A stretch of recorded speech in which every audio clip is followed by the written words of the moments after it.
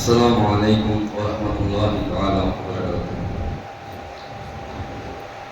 الحمد لله رب العالمين، والصلاة والسلام على سيد المرسلين وعلى آله وأصحابه أجمعين.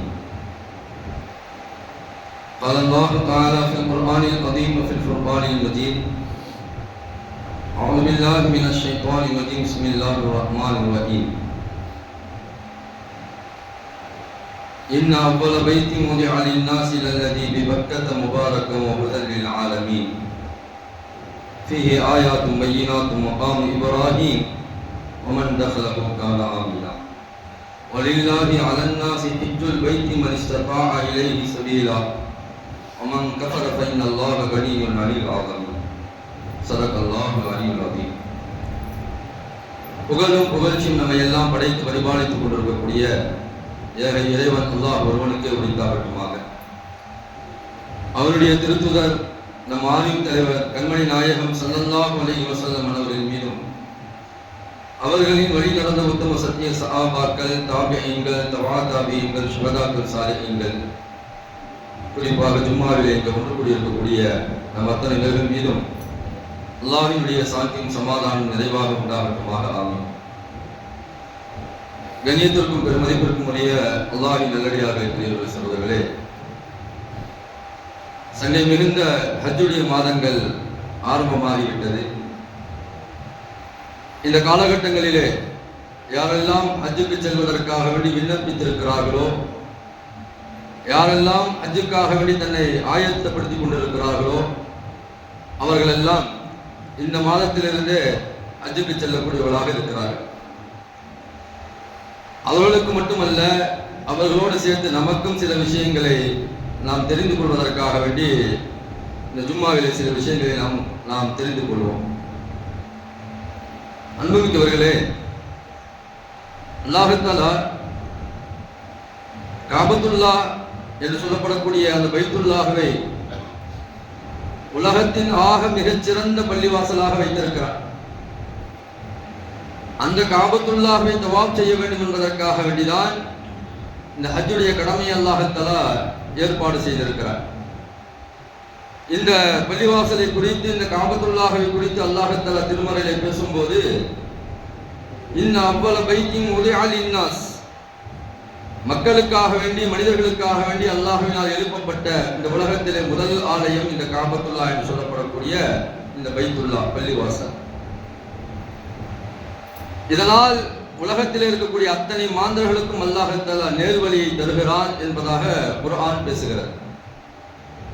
ஆரம்பமாக அல்லாஹ் தஆலா இந்த உலகத்திலே முதலாக படைத்த ஒரு பள்ளிவாசல், உருவாக்கப்பட்ட ஒரு பள்ளிவாசல் இந்த காபத்துல்லா. இந்த பள்ளிவாசலை ஆரம்பமாக அல்லாஹ் தஆலா மலக்குமார்களை வைத்து கட்டினான். அதற்கு பிறகு அல்லாஹ் தஆலா ஆதம் அலைஹிஸ்ஸலாம் அவர்களை கொண்டு கட்டினான் என்பதாக வரலாற்றிலே நாம் பார்க்கிறோம். காபத்துல்லாவிற்கும் ஜெருசலத்தில் இருக்கக்கூடிய பைத்துல் முகத்தஸிற்கும் இடையிலே உள்ள ஆண்டுகள் 40 ஆண்டுகள் என்பதாக சொல்லப்படுகிறது. இந்த இரண்டு பள்ளிவாசல்களுமே ஆரம்பத்திலே கட்டியது மலக்குமார்கள் தான். அதற்கு பிறகு அந்த பள்ளிவாசல்களை அந்தந்த நபிமார்கள் கட்டினார்கள் என்பதாக வரலாற்றிலே நாம் பார்க்கிறோம்.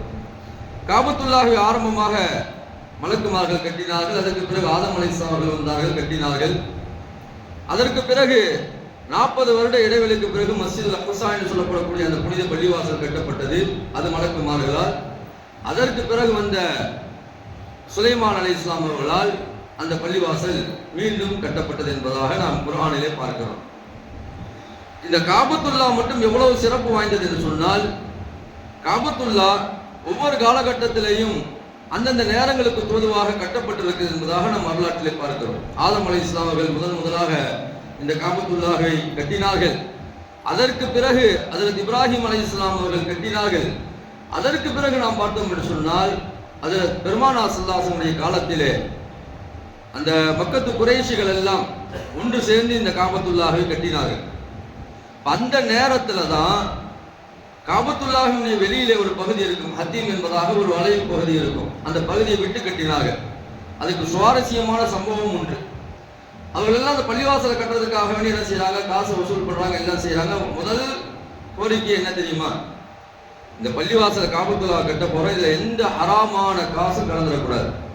வட்டியின் மூலமாக, விபச்சாரத்தின் மூலமாக, ஹராமான வழியின் மூலமாக வரக்கூடிய எந்த பணமும் இதுல கலந்து விடக்கூடாது என்று குறைஷிகள் முன்வைக்கிறார்கள். குறைஷிகள் யார்? குஃபார்கள், காஃபிர்கள், இஸ்லாத்திலே உள்ளவர்கள் கிடையாது. ஆனால் காபத்துல்லாஹை கட்டுவதற்காக வேண்டி அவர்கள் கேட்கக்கூடிய அந்த கோரிக்கை என்னவென்று சொன்னால், இந்த பள்ளிவாசலை கட்டுறதுக்கு ஹலாலான பணம் தேவை என்பதாக கேட்கிறார்கள். அந்த வகையில் ஹலாலான பணங்கள் கொடுக்கப்படுகிறது. அந்த ஹலாலான பணங்களை வைத்து மட்டும்தான் இந்த காபத்துல்லா கட்டப்படுகிறது. அதற்கு பிறகு பண பற்றாக்குறை, காசு பற்றாக்குறை ஏற்பட்டதின் காரணமாக அந்த ஹத்தீம் என்ற அந்த பகுதி விடப்பட்டது என்பதாக நம்ம வரலாற்றிலே பார்க்கிறோம். ஹத்தீம் என்ற அந்த பகுதியை என்ன செஞ்சுட்டாங்க, அப்படியே விட்டுட்டு கட்டினாங்க. அதற்கு பிறகு நீங்க பாத்தீங்கன்னு சொன்னா, அப்துல்லாஹ் இப்னு சுபைர் ரலியல்லாஹுடைய காலத்துல, அதை யஜீத் ஆட்சி செய்து கொள்ளக்கூடிய அந்த காலகட்டத்தில் அப்துல்லாஹ் இப்னு சுபைர் ரலியல்லாஹு என்ன செஞ்சாங்க, அந்த பள்ளிவாசலை வந்து கட்டினார்கள்.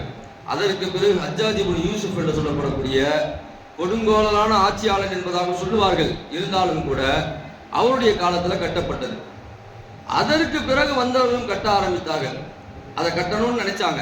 அப்பதான் இமாம் மாலிக் ரஹ்மத்துல்லாஹி என்ன செஞ்சாங்கன்னு சொன்னா, ஒரு ஃபத்வா கொடுக்குறாங்க.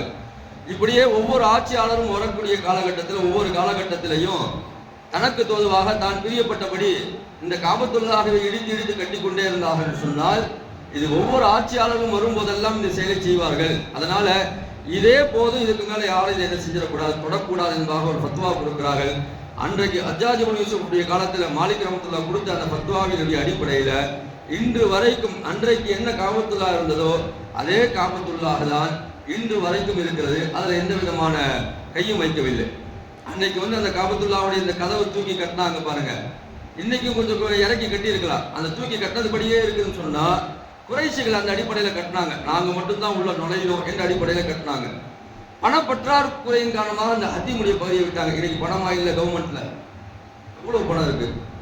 இன்னைக்கு காபத்துல்லா வந்து என்ன செய்யறாங்கன்னு சொன்னா, விரிவா கட்டிக்கிட்டே போறாங்க, ரொம்ப விரிவா கட்டிட்டு போறாங்க. எத்தனை லட்சம் கோடிகளை கூட செலவழித்து என்ன செய்யலாம், காபத்துல்லாவை நாங்கள் விரிவுபடுத்துவோம், மக்கா மதீனா விரிவுபடுத்துவோம் என்பதாக வரக்கூடிய ஹாஜிகளுக்கு 30 லட்சம், 40 லட்சம், 50 லட்சம் என்பதாக ஒவ்வொரு வருடமும் அந்த ஹாஜிகளுக்காக வேண்டி அந்த காபத்துல்லாவை விரிவுபடுத்தி கொண்டே போகிறாங்க. எவ்வளவு வேணா வசதிப்படுத்தலாம். இன்னைக்கு நினைச்சாங்கன்னு சொன்னா, காபத்துல்லாவை கட்டுறதுன்னா எந்த டிசைன்ல வேணா கட்டலாம். உலகத்தில் இருக்கக்கூடிய அற்புதமான டிசைன்களை கொண்டு கட்டலாம். ஏன் கை வைக்கல? நீங்க காபத்துல்லாவுக்கு அப்படியே பக்கத்துல பாத்தீங்கன்னு சொன்னா, அந்த கிளாக் டவர் இருக்கும். போறவங்கலாம் இந்த காபத்துல்லாவை பாக்குறாங்களோ இல்லையோ, அந்த கிளாக் டவரை தான் என்ன செய்வாங்க, பார்த்துட்டு அதை ஒரு அடையாளமா வச்சுக்குவாங்க. அந்த இடம் வந்துருச்சா, தூரத்துல இருந்து பார்த்தாலே தெரியும் அந்த கிளாக் டவர், காபத்துல்லா பக்கத்துல வந்துட்டோம் அப்படின்னு அதை அடையாளமாக வைக்கிறாங்க. ஏன் அதை விட இதை சிறப்பாக கட்ட முடியாதா? இந்த காபத்துல்லா இந்த பகுதியை வந்து சிறப்பாக கட்ட முடியாதா? ஹதீமை சேர்ந்து சிறப்பாக கட்ட முடியாதா? கட்ட முடியும். ஆனால் நாயகம் பெருமானா ஸல்லல்லாஹு காலத்திலே இதற்கு மேல் கட்டக்கூடாது என்பதாக முடிவு செய்யப்பட்டு விட்டதால், இமாமனா மாலிக் ரஹ்மத்துல்லாஹுடைய உத்தரவும் ஃபத்வாவும் இப்படி இருப்பதால் இதுவரைக்கும் யாரும் அதன் மீது கை வைக்கவில்லை என்பதாக வரலாறு சொல்கிறது. இனிமேலும் வைக்க மாட்டார்கள். கியாமத் நாள் வரைக்கும் அல்லாஹ் தஆலா இந்த காபத்துல்லாவை பாதுகாத்துக் கொண்டே இருப்பார். அப்பேற்பட்ட சிறப்பான அந்த காபத்துல்லாவை பார்ப்பதற்காக வேண்டிதான் ஹாஜிகள் எல்லாம் இந்த காலகட்டத்தில் என்ன செய்கிறார்கள், ஹஜ் செய்வதற்காக வேண்டி செல்கிறார்கள். அல்லாஹ் தஆலா அந்த காபத்துல்லாவை பார்க்கக்கூடிய அந்த நசீபை ஒவ்வொரு மனிதர்களுக்கும் தர வேண்டும். அந்த காபத்துல்லாவை காண காண கண் கோடி வேண்டும் என்பதாக சொல்லுவார்கள். அப்பேற்பட்ட சிறப்பான இடம். கல் நெஞ்சமும் முருகி போய்விடக்கூடிய அளவிற்கு அந்த காபத்துல்லா என்பது ஒவ்வொரு மனிதனையும் இருக்கும். நம்மலாம் என்னமோ நினைச்சிட்டு போவோம், ஒரு கல்லு தானே, அதை பார்த்தா என்ன வந்துட போகுது, அதை பார்த்தா மனசு உருகிடுமா, அதை பார்த்தா கண்ணில் தண்ணி வந்துருமா என்றெல்லாம் நம்ம என்ன செய்வோம்னு சொன்னா யோசிச்சுக்கிட்டு போவோம். ஆனால் பார்த்த மாத்திரத்திலேயே அல்லாஹ் தஆலா நம்முடைய கண்களிலே தண்ணீரை வடிந்தோடக்கூடிய ஒரு அளவில் அல்லாஹ் தஆலா அந்த காபத்துல்லாவை ஒரு ஈர்ப்பாக நமக்கு வைத்திருக்கிறார். அந்த காபத்துல்லாவை பார்த்த உடனே நாம் கேட்கக்கூடிய அந்த முதல் துவா இருக்கிறதே, அது மிக அற்புதமான துவாவாக இருக்க வேண்டும்.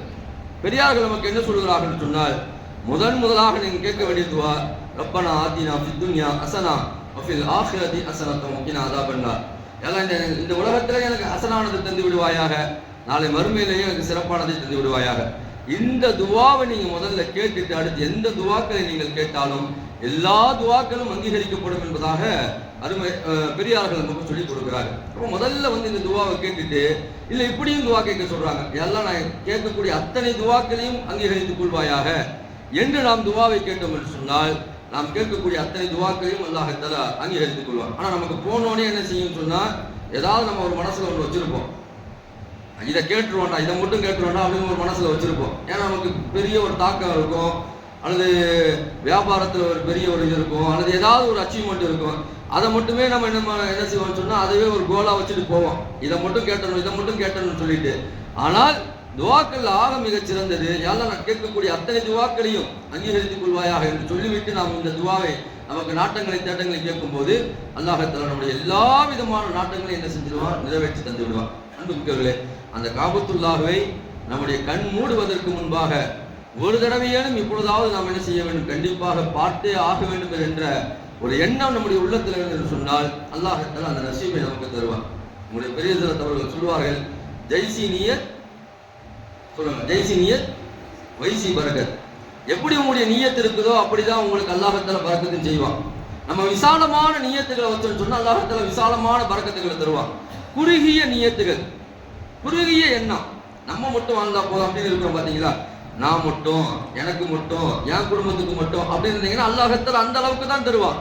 நானும் நன்றாக இருக்க வேண்டும், என்னை சார்ந்தவர்களும் நன்றாக இருக்க வேண்டும், என்னை அண்டி இருக்கக்கூடியவர்களும் நன்றாக இருக்க வேண்டும், என்னை சார்ந்தவர்கள் நன்றாக வேண்டும். இந்த விரிவான எண்ணங்களை நாம் வைக்கும் போது அல்லாஹ் தஆலா நம்முடைய பொருளாதாரத்தில் விரிவான ஒரு பரக்கத்துகளை தருவார். அப்ப ஜெய்சி நியத் வைசி பரக்கத். அப்ப நம்முடைய நியத்துகள் என்ன செய்யணும்னு சொன்னா, யா அல்லாஹ் என்னுடைய இளமை பருவ காலத்திலேயே, எனக்கு வசதி இருக்கக்கூடிய காலகட்டத்திலேயே, எனக்கு உடல் ஆரோக்கியம் இருக்கக்கூடிய காலகட்டத்திலேயே அந்த காபத்துல்லாஹை நான் கண்டிப்பாக தரிசிக்க வேண்டும், அந்த ஹஜ்ஜை நான் மேற்கொள்ள வேண்டும் என்ற ஒரு எண்ணத்தை நம்முடைய உள்ளத்திலே நாம் உருவாக்கி கொண்டு விட்டோம் என்று சொன்னால் அல்லாஹ் தஆலா கண்டிப்பாக இன்ஷா அல்லாஹ் சும்மா இன்ஷா அல்லாஹ் விரைவிலேயே அந்த ஹஜ்ஜை செய்யக்கூடிய நசீபை அல்லாஹ் தஆலா தருவார். இன்ஷா துஆ செய்யலாமா? கண்டிப்பா அத்தனை பேர்களுக்கும் அல்லாஹ் தஆலா அந்த ஹஜ்ஜை நசீபாக ஆக்குவானாக. நம்முடைய வாழ்நாள் முடிவதற்கு முன்பாக அந்த காபத்துல்லாஹை பார்க்காமல் நம்முடைய கண்கள் மூடக்கூடாது. அல்லாஹ்விடத்தில் தொடர்ந்து துவா செய்வோம். எங்களுடைய உஸ்தாத்மார்கள் எல்லாம் இதைத்தான் சொல்லிக் கொடுத்தார்கள், நீங்க தொடர்ந்து துவா செய்யுங்க, நீங்க எதை அடம் பிடிச்சு கேட்கறீங்களோ அது கிடைச்சிடும் உங்களுக்கு. இந்த உலகத்துல நம்ம எதை அடையணும்னு நினைக்கிறோமோ, எதை ஒரு அச்சீவ்மெண்ட் ஒரு கோலா வச்சு நம்ம முன்னேறுகிறோமோ அது கண்டிப்பாக நம்ம அடைந்தே தீருகிறோம்.